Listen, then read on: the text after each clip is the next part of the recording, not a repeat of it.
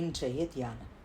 அப்பொழுது கர்த்தர் சீயோன் மலையிலுள்ள எல்லா வாசஸ்தலங்களிலும் அதின் சபைகளின் மேலும் பகலில் மேகத்தையும் புகையையும் இரவில் கொழுந்துவிட்டு எரியும் அக்கினி பிரகாசத்தையும் உண்டாக்குவார். மகிமையானவைகளின் மேல் எல்லாம் காவல் உண்டாயிருக்கும். ஏசாயா 4:5.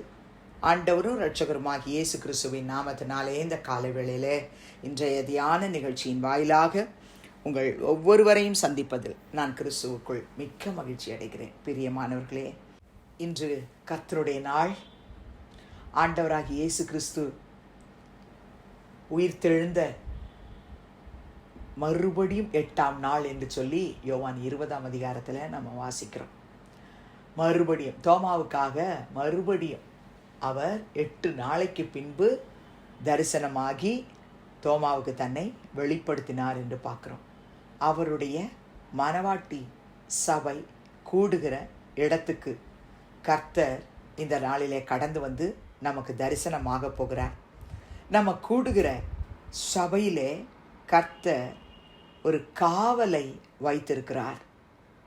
ஒரு மிகப்பெரிய காவல், மகிமையான காவல் திருச்சபையின் மேல் உண்டாயிருக்கும் என்று சொல்லி ஏசாயா மூலமாய் கர்த்தர் நமக்கு வாக்கு பண்ணி இருக்கிறார். ஆமென் அன்பார்ந்தவர்களே, கர்த்தருடைய சபையை கர்த்தர் பகல்லையும் இரவிலேயும் எப்படி காத்துக்கிட்டு வர்றாருன்னு இந்த 4ஆம் அதிகாரத்தில் நாம் வாசிக்கலாம். சபையின் மேலே பகலிலே மேகத்தையும் புகையையும் இரவிலே கொழுந்து விட்டு எரியும் அக்கினி பிரகாசத்தையும் கர்த்தர் உண்டாக்குவார்னு சொல்லி, உண்மையாகவே பிரியமானே அவருடைய சபையை கர்த்தர் அவ்வளவு நேசித்து பாதுகாக்கிறார். நீங்கள் 87ஆம் சங்கீதத்தில் வாசித்து பார்ப்பீங்கன்னு சொன்னால் 2-3 வசனத்தில் கர்த்தர் கோராகின் புத்திரர் மூலமாக நமக்கு எழுதி வைத்திருக்கிறார்.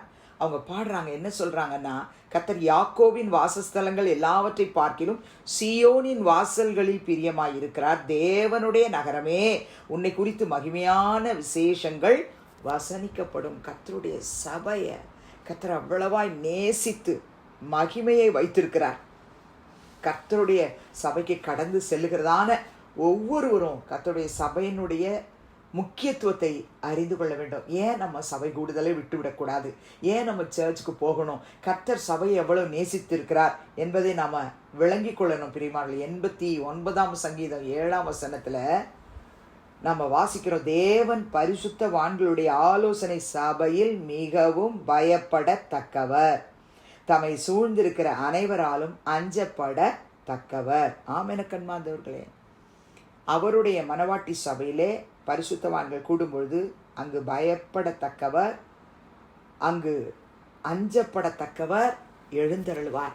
நம்மளை சந்திக்கிறதுக்காக சபைக்கு வருவார். பிரியமானவர்களே, 111ஆம் சங்கீதம் 1ஆம் வசனத்தில் கூட நம்ம இப்படியாய் வாசிக்கிறோம், அல்லேலூயா, செம்மையானவர்களுடைய சங்கத்திலும் சபையிலும் கர்த்தரை முழு இருதயத்தோடும் துதிப்பேன். இன்னைக்கு சபைக்கு போகும்போது நம்ம முழு இருதயத்தோடு முழு ஆத்மாவோடு கர்த்தரை நம்ம விடுதலையாக துதிக்கணும். அதுக்காகத்தான் நம்ம சர்ச்சுக்கு போகிறோம்.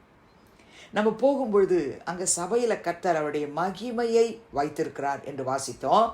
புதிய ஏற்பாட்டிலே மத்தேயு எழுதின சுவிசேஷம் 18ஆம் அதிகாரம் 20ஆம் வசனத்தில் இயேசு கிறிஸ்துவே சொல்கிறாரு, ஏனெனில் 2 பேராவது 3 பேராவது என் நாமத்தினாலே எங்கே கூடியிருக்கிறீர்களோ அங்கே அவர்கள் நடுவில் இருக்கிறேன் என்று சொன்னவர், அவர் பரலோகத்துக்கு போகிறதுக்கு முன்னாடி உயிர்த்தெழுந்த பிறகு தம்முடைய சீஷர்களுக்கு ஒரு கட்டளையை கொடுத்து, என் நாமத்தினால நீங்கள் எல்லாருக்கும் உபதேசம் பண்ணணும், சீஷராக்கணும், ஞானசானம் கொடுக்கணும், இப்படியெல்லாம் நீங்கள் செய்யும் பொழுது மத்தேயு 28:20 சொல்கிறாரு, இதோ உலகத்தின் முடிவு பரியந்தமும் சகல நாட்களிலும் நான் உங்களுடனே கூட இருக்கிறேன்.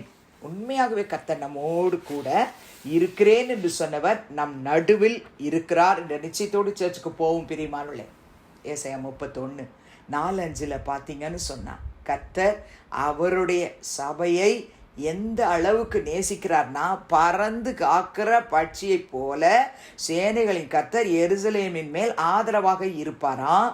அவர் அதை காத்து தப்ப பண்ணுவாராம், கடந்து வந்து விடுவிப்பாராம். சத்துருக்களை அவர் பார்த்து கொள்ளுவார், யுத்தம் பண்ண அவரே இறங்குவார். இன்னைக்கு சபைக்கு, ஒவ்வொரு சபைக்கும் அவர் வரணும்னு ஜெபிக்கலாமா? பரலோக பிதாவே, இயேசு கிறிஸ்துவின் நாமத்தில் இந்த காலையில் நம்முடைய சமூகத்துக்கு நாங்கள் வருகிறோம்.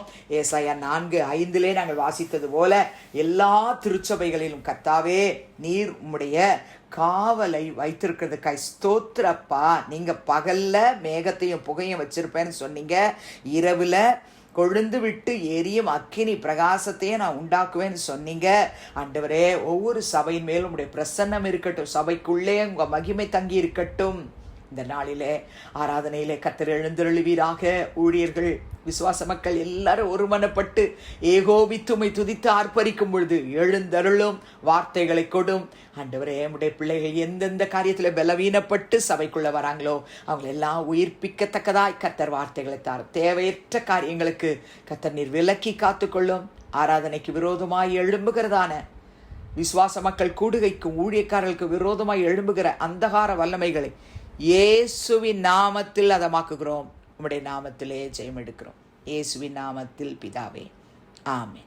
கிறிஸ்துவுக்குள் பிரியமானவர்களே, இந்த நாளிலே நம்முடைய கர்த்தராகிய இயேசு கிறிஸ்துவின் கிருபையும் பிதாவாகிய தேவனுடைய அன்பும் பரிசுத்த ஆவியானவருடைய அந்யோன்ய ஐக்கியமும் நம் அனைவரோடும் சகல பரிசுத்தவான்களோடும் இந்நாள் முழுவதும் இருப்பதாக. ஆமென்.